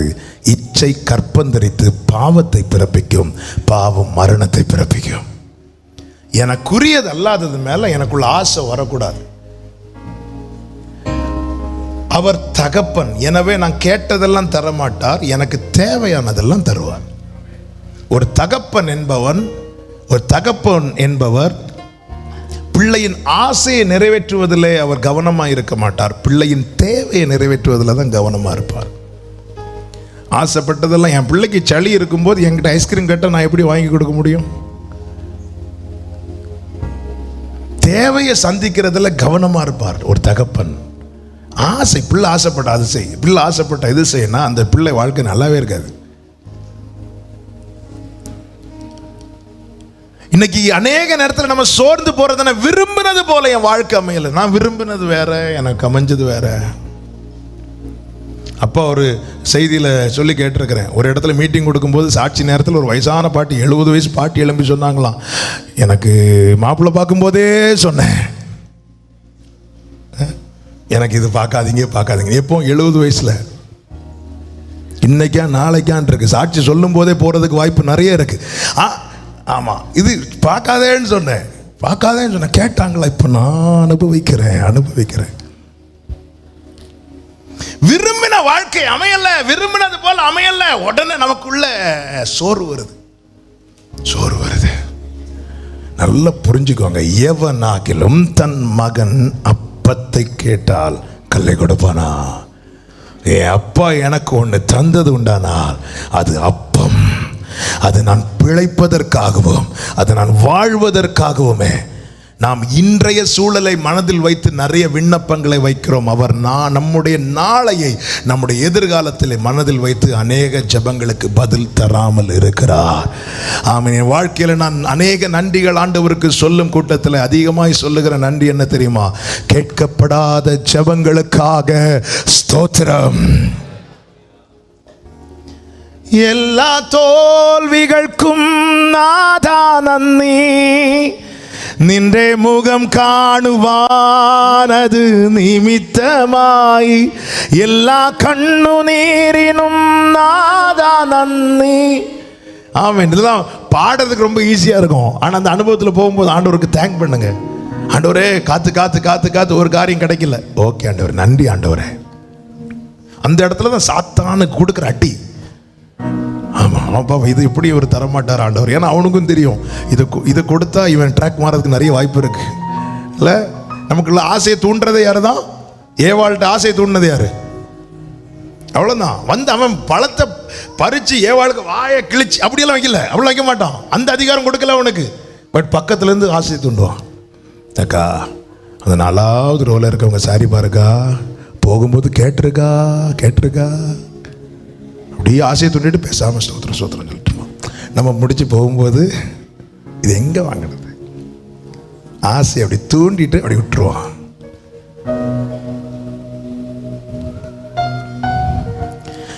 நாம் இருந்து ஆண்டவர்கிட்ட கேட்போம், ஆண்டவர் எனக்கு தாங்க எனக்கு தாங்க எனக்கு தாங்க எனக்கு தான். 3 நாள் உபவாசித்தோம். 3வது நாள் உபவாசிச்ச முடிவில் அது கிடைக்காதுன்னு கன்ஃபார்ம் ஆயிரும். உடனே எழும்பி அப்படி இருந்துட்டோம்னாலே சாத்தன் ஜெயிச்சிட்டேன்னு அர்த்தம். 3 நாள் உபவாச ஜெப முடிவில் அது கிடைக்காதுன்னு கன்ஃபார்ம் ஆகிட்டு எழும்பி ஸ்தோத்திரம் ஆண்டவரே, அவ்வளோதான். அங்கே தான் ஜெயிக்கணும், அங்கே தான் பலப்பட முடியும். ஹல்லேலூயா. எனக்கு தேவன் தராதது அவரிடத்தில் இல்லாததினால் அல்ல, அது எனக்கு தேவை இல்லாததினால் அவர் எனக்கு தரவில்லை. ஹல்லேலூயா ஹல்லேலூயா. எனக்கு தேவன் தராதது அவரிடத்தில் இல்லாததினால் அல்ல. என் பிள்ளை ஒரு உண்டியல் வச்சிருக்கிறான், என் பொண்ணு ஒரு உண்டியல் வச்சிருக்கிறா. அதனால என்கிட்ட அப்பா சில்லறை இருந்தால் தாங்கப்பா போட்டு, நான் அவள் கையில் என்ன நம்பி கொடுப்பேன்னா 1 ரூபா கொடுப்பேன், 2 ரூபா கொடுப்பேன், 5 ரூபா கொடுப்பேன். அதுக்கு மேலே எனக்கு நம்பிக்கை கிடையாது. அவள் வந்து டேடி எனக்கு டெய்லி ஒரு 500 ருபீஸ் தாங்கன்னு கேட்டால் நான் கொடுக்க மாட்டேன். நான் கொடுக்காதது என்கிட்ட இல்லாததினால் அல்ல, அவளுக்கு அது தேவை இல்லாததினால். நம்ம நிறைய நேரத்தில் அவர்கிட்ட கேட்டு கிடைக்காததும் இன்னொரு ஆள்கிட்ட கேட்க போகிறோம். இருக்கிறவர்கிட்ட கேட்டே கிடைக்கல, இல்லாதவங்கள்ட்ட கேட்டு என்ன கிடைக்க போகுது? இருக்கிறவரே தரலன்னா இல்லாதவங்க எங்கே தர போகிறாங்க? சிலர்கிட்ட நம்ம கேட்கறதுக்கு முன்னாடி நம்ம கேட்குறோன்னு தெரிஞ்சு அவங்களே கேட்பாங்க தெரியுமா, ஒரு 1000 ரூபா இருந்தால் கடன் தருவீங்களா? நம்ம கேட்கறதே அவங்கள்ட்ட 2000 ரூபா கேட்க போகிறோம். அவங்க நம்ம கேட்கறதுக்கு ஒரு 1000 ரூபா இருந்தால் கடன் தருவீங்களான்னு, இல்லை இல்லை இல்லை, இருக்கிற 500 வாங்கிட்டு விட்டுருவாங்க. இல்லை, நம்ம இருக்கிறவர்கிட்ட கேட்டே அவர் எனக்கு தராமல் இருக்கும்போது இல்லாதவங்க கிட்ட போய் நான் எதுக்கு கேட்கணும்? என் தேவன் நான் கேட்ட காரியம் எனக்கு தராதது அவரிடத்தில் இல்லாததினால் அல்ல, அது எனக்கு தேவை இல்லாததினால். இந்த நிச்சயம் இருக்குமானால் விரும்பினது கிடைக்காதது நம்ம சோர்ந்து போக மாட்டோம். கர்த்தர் தந்ததை சந்தோஷமா வாங்கி தொடர்ந்து ஓடும். ஹல்லேலூயா. 5வது காரியம் எது நிமித்தம் நம்ம சோர்ந்து போறோம் தெரியுமா? என்னாகும் 21:4 இதை சொல்லி நான் ஜெபிக்க விரும்புகிறேன். என்னாகும் 21வது அதிகாரம் 4வது வசனம். அவர்கள் ஏதோம் தேசத்தை சுற்றி போகும்படிக்கு ஓர் என்னும் மலையை விட்டு சிவந்த சமுத்திரத்தின் வழியாய் பிரயாணம் பண்ணினார்கள். வழி நிமித்தம் ஜனங்கள் மனமடி வளைந்தார்கள். வழி நிமித்தம் சில இடத்துல பொதுவாகவே பாருங்க, ஈஸியாக போக வேண்டிய இடத்துல ஒன்றும் வேண்டாம், இங்கேருந்து நம்ம மார்த்தாண்டம் போகணும், மார்த்தாண்டம் இங்கேருந்து டிராஃபிக் இல்லாமல் இருந்தால் ஒரு 30-35 மினிட்ஸில் போயிடலாம். அதுவும் டிசம்பர் டைம்லலாம், அது இந்த வருஷம் ரொம்ப குறைவு. லாஸ்ட் இயர்லாம் பார்த்தீங்கன்னா தெரியும், இங்கேருந்து பாரதிபுரம் கிடக்கிறதுக்கே 30 நிமிஷம் ஆகும். டிராஃபிக் ஜாஸ்தியாக ஒரு டைம் தாண்டிட்டுனாலே நம்ம என்ன ஆயிடும்னா சோர்ந்து போயிடும். அதாவது 1/2 மணிக்குள்ள ரீச் ஆக வேண்டிய இடத்துல நான் 2 மணி நேரம் எடுக்கிறேன்னா 1.5 மணி நேரம் என்ன ஆகுது? அந்த வார்த்தையை சரியா சொல்லுங்க. இல்லை, இன்னொன்று, நான் 1/2 மணி நேரம் போக வேண்டிய இடத்துக்கு 2 மணி நேரம் எடுக்கிறேன்னா 1.5 மணி நேரம் என்ன ஆகுது? கரெக்டான வேர்டு எனக்கு என்கிட்ட இருக்கு, இருந்தாலும் ஒரு வார்த்தை நீங்கள் சொல்லிட்டீங்கன்னா யாரை சொன்னீங்களே, லேட் ஆகுது, டிலே ஆகுது. இந்த டிலேனால சோர்வு, அதுதான் இது டிலே. பிப்ரவரியில் நடந்துரும்னு பார்த்தேன், டிலே ஆகுது. 2020 31க்குள்ள நடந்துரும்னு பார்த்தேன், டிலே ஆகுது. வழி நிமித்தம் சோர்வு. அதாவது இப்படி நேராக போனால் தொட்டிருக்கலாம், இப்படி சுத்தம் பண்ணிட்டார். வழி நிமித்தம் சோர்வு. இப்படி சோர்வு வரும்போது அவங்க என்ன செஞ்சாங்க தெரியுமா? மன்னாவை வெறுக்க ஆரம்பிச்சாங்க. அடுத்த வசனத்தை வாசிங்க. ஜனங்கள் தேவனுக்கு மோசைக்கு விரோதமாய் பேசி, நாங்கள் வனாந்திரத்தில் சாகும்படி நீங்கள் எங்களை எகிப்து தேசத்திலிருந்து வர பண்ணினது என்ன? இங்கே அப்பமும் இல்லை தண்ணீரும் இல்லை, இந்த அற்பமான உணவு எங்கள் மனதுக்கு வெறுப்பாக இருக்கிறது. டிலே ஆனதும் இதே மன்னாவை முதல்ல எப்படி புசிச்சாங்க தெரியுமா? அது தேனிட்ட பணியாரம் போல இருந்துச்சு இல்லை? காத்திருக்கும் போது ஆண்டவர் ஒரு வார்த்தையை தருவா, உனக்கு நான் அப்படி செய்வேன் இப்படி செய்வேன். அது தேனிட்ட பணியாரம் போல இருந்துச்சு. வாங்கி வச்சிட்டு இருந்து இப்போ நடக்கும்னு பார்த்தா டிலே ஆனதும் அவங்க எதை தேனிட்ட பணியாரம்னு சொன்னாங்களோ அதை பார்த்து சொல்றாங்க, இந்த அற்பமான உணவு எங்களுக்கு மனதுக்கு வெறுப்பா இருக்கிறது. அதன் பிறகு அந்த வார்த்தையை கேட்டாலே நமக்கு பிடிக்காது. சத்துருவின் மிகப்பெரிய தந்திரம், வாக்குத்தத்தத்தை சுதந்திரிக்க விடாதிருக்க பண்ண சத்துருவின் மிகப்பெரிய தந்திரம். எனவேதான் தீர்க்கதரிசியை கொண்டு ஆபகுக்கு 2:3 எழுதியிருக்கிறார், குறித்த காலத்துக்கென்று தரிசனம் வைக்கப்பட்டிருக்கிறது, முடிவிலே அது விளங்கும், அது பொய் சொல்லாது, அது தாமதித்தாலும் நீ அதற்கு காத்திரு, அது நிச்சயமாய் வரும், அது தாமதிப்பதில்லை. ஹல்லேலூயா, ஹல்லேலூயா. காத்திருக்க பண்ணுகிறார், உண்மைதான். காத்திருக்கிறதுக்கு வேண்டிய பலத்தையும் தந்துதானே காத்திருக்க பண்ணுகிறார். நம்ம தான் சொல்லுவோம், என்னால் காத்திருக்க முடியாது. சில சொல்லுவாங்க, பார்த்துருக்கீங்களா? இப்படியே போனால் நான் எவ்வளோ நாள் இருப்பேன்னு தெரியாது. அவங்கள பாருங்கள், 80-90 வயசு ஆனாலும் போக மாட்டாங்க, பார்த்துருக்கீங்களா? இப்படியே போனால் நான் எவ்வளோ நாள், ஆமாம், அவங்க இருந்து போயிட்டே இருப்பாங்க. எவ்வளோ நாள், இன்னைக்கா நாளைக்கான்னு தெரில. அவங்க 4-5 தலைமுறையை பார்த்துட்டு ஜம்மன் இருப்பாங்க. ஆமாம், காத்திருக்க வைக்கிறார்னா காத்திருக்க பண்ணுவதற்கு வேண்டிய பலத்தையும் கிருபையும் தருவார். ஆமென் சொல்லுங்க பார்க்கலாம். குறித்த கால தரிசனம் வைக்கப்பட்டிருக்கு. இது என்ன டிலே ஆனதும் பிசாசு மெதுவா சொல்லலாம், இதெல்லாம் உனக்கு நடக்காது. அதன் பிறகு அதே வார்த்தையை கேட்கும் போது என்ன ஆகும்? அந்த மன்னா மேல வெறுப்பு தான் வரும். வார்த்தையை கேட்க உங்களுக்கு வெறுப்பு வருதா? வழி நிமித்தம் சோர்ந்து இருக்கிறீங்க, ஒரு நாள் அப்படி பண்ணிடாதீங்க.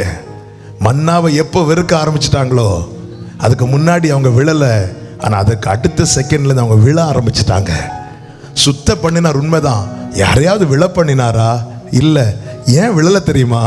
உனக்குள்ள இந்த ரேமாவை ஆண்டவர் வச்சிருந்தா, இந்த மன்னாவை வச்சிருந்தா, நீ அதையே வெறுத்துட்ட பாரு. நான் வார்த்தையை சுமக்கல்ல, அந்த வார்த்தை என்ன சுமக்கிறது. இந்த உணர்வு என்னைக்கு வருதோ, ஆமென், அன்னைக்கு நம்ம ஆண்டவரை துதிப்போம். ஆண்டவர், நானே இந்த வாக்குத்தத்தத்தை தூக்கிட்டு இருக்கிறேன். இந்த மண்பாண்டம் காக்கப்படுவதின் ரகசியம் என்ன?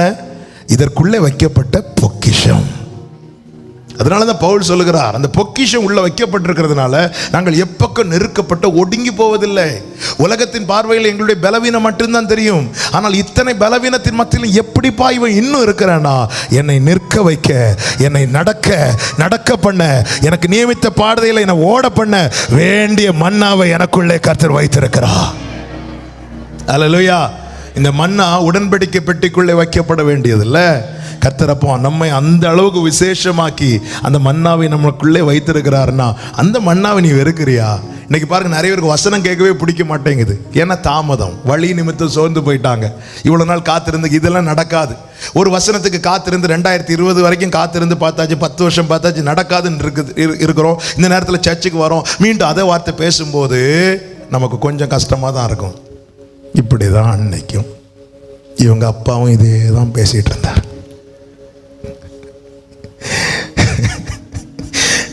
இதே தான் நானும் அன்னைக்கு இருந்தேன்.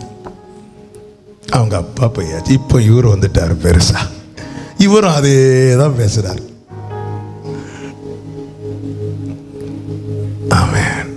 வார்த்தை மேல வெறுப்பு வருதா? ஆபிரகாம் மாதிரி விசுவாசம் அதிகரிக்கிறதா? வழி நிமித்தம் சோர்ந்து போகிறவன் வார்த்தை வெறுப்பா? அவர் உண்மையுள்ளவர் என்று நம்புகிறவன் விசுவாசத்தில் வல்லவனாவான். ஆபிரகாம் விசுவாசத்தில் வல்லவனானான். கர்த்தர் எனக்கு தந்திருக்கிறார்.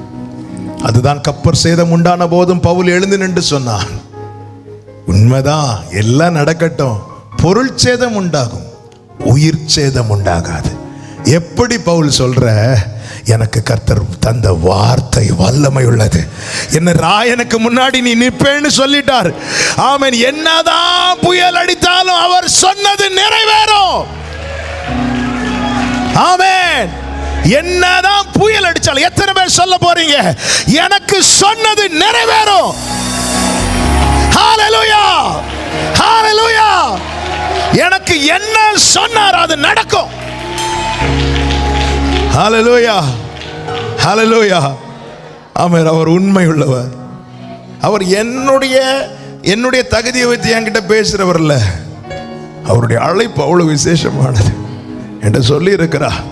எனவே வார்த்தையை கேட்கும் போது இளைப்படையும் அந்த வார்த்தை மேல நமக்கு வெறுப்பு வரக்கூடாது. ஆரம்பத்தில் அதை கேட்கும்போது எவ்வளோ சந்தோஷமா கேட்டீங்க, திரும்ப திரும்ப போட்டு கேட்டீங்க, திரும்ப திரும்ப போட்டு வீட்டில் போய் திரும்ப திரும்ப போட்டு கேட்டீங்க. இப்போ ஆமென். வார்த்தை மேல வெறுப்பு வந்துடக்கூடாது. வார்த்தை மேல விருப்பம். ஆண்டவர் பேசுறாருல, நடக்கும். 75வது வயசுல ஆபிரகாம்கிட்ட பேசினவர் அது நடக்கும் மட்டும் பேசிட்டு இருக்கிறார். ஆமென். என்னைக்கோ பேசின வார்த்தை இன்னைக்கும் பேசிட்டு இருக்கிறாரா? நான் சொல்லுகிறேன், அது நடக்கிறது வரை பேசுவார். அது நடந்த பிறகு நீங்க பேசுவீங்க, கர்த்தர் எனக்கு சொன்னார், கர்த்தர் எனக்கு செய்தார். அது நடக்கும் மட்டும் உங்களோடு பேசுவார். அது நடந்த பிறகு உங்களை கொண்டு பேசுவார். அது நடக்கும் மட்டும் ஆபிரகாமோடு பேசினவர் அது நடந்த பிறகு ஆபிரகாமை கொண்டு பேசினார். கர்த்தர் அதை செய்வார். இளைப்படைந்தவனை திடப்படுத்துகிற நல்ல தேவன் நமக்கு இருக்கிறார். எல்லாரும் இருக்கிற இடத்துல எழுந்து நின்று ஹalleluya, ஹalleluya ஒரு பாடலை சேர்ந்து பாட போகிறோம். அவமானம் அடைவதில்லை, அப்பா நான் உமது பிள்ளை. ஹalleluya. thank you holy spirit.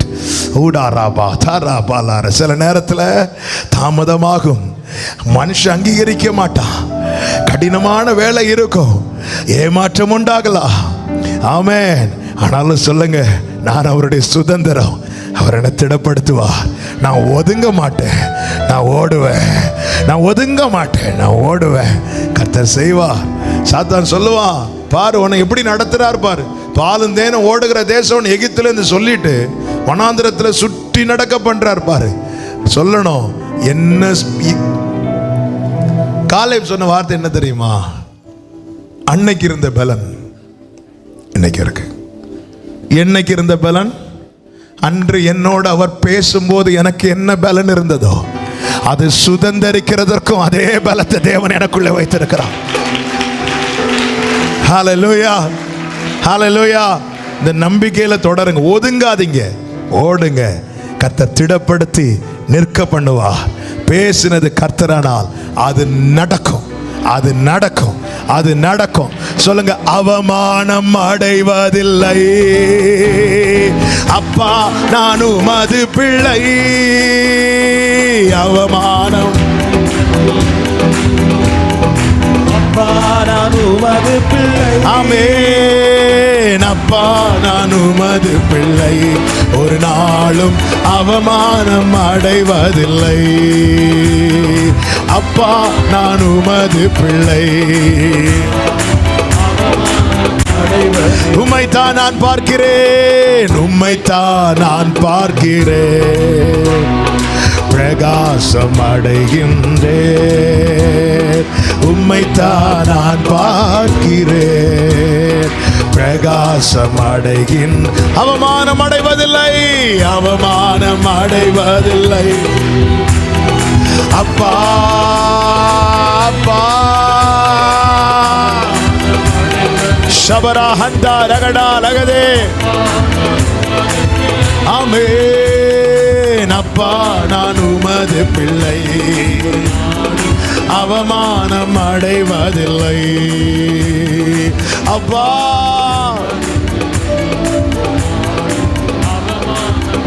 சொல்லுங்க, உடைந்த நொந்த உள்ளத்தோடு, உடைந்த நொந்த உள்ளத்தோடு கூடவே இருந்து பாதுகாக்கின்றேன். உடைந்த நொந்த உள்ளத்தோடு கூடவே இருந்து பாதுகாக்கின்றேன். ஆமென். அநேக துன்பங்கள் சேர்ந்து வந்தாலும், ஆமென், அனைத்தினின்றும் விடுவிக்கின்றேன். நல்ல கரங்களை தட்டி